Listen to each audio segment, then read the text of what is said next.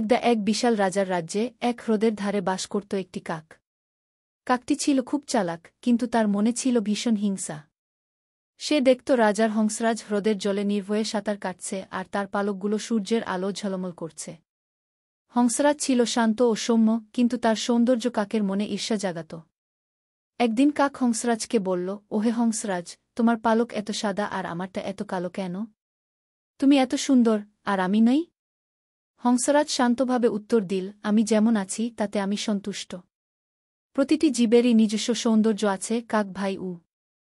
কিন্তু কাক এই উত্তর শুনেও সন্তুষ্ট হল না। সে ভাবল, কিভাবে হংসরাজের মতো সাদা হওয়া যায়। অনেক ভেবেচিন্তে সে ঠিক করল সে নিজেকে সাদা রঙে ডুবিয়ে দেবে। পরদিন সকালে কাক রাজ্যের চিত্রশালায় গেল। সেখানে অনেক সাদা রং ছিল। সে নিজের অজান্তেই এক বালতি সাদা রঙে ঝাঁপিয়ে পড়ল। রঙে ডুব দেওয়ার পর যখন সে বেরিয়ে এল, তখন তার সর্বাঙ্গ সাদা হয়ে গেছে। কাক আনন্দে আত্মহারা হয়ে গেল। সে উড়ে গিয়ে হংসরাজকে দেখাল তার নতুন রূপ।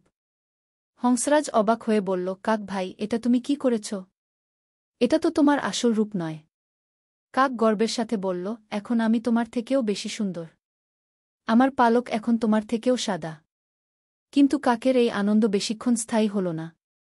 বৃষ্টি নামল আর সাদা রং তার শরীর থেকে ধুয়ে যেতে লাগল। যতই বৃষ্টি হচ্ছিল ততই কালো পালকগুলি স্পষ্ট হয়ে উঠছিল। একসময় কাক তার পুরনো কালো রূপেই ফিরে এল।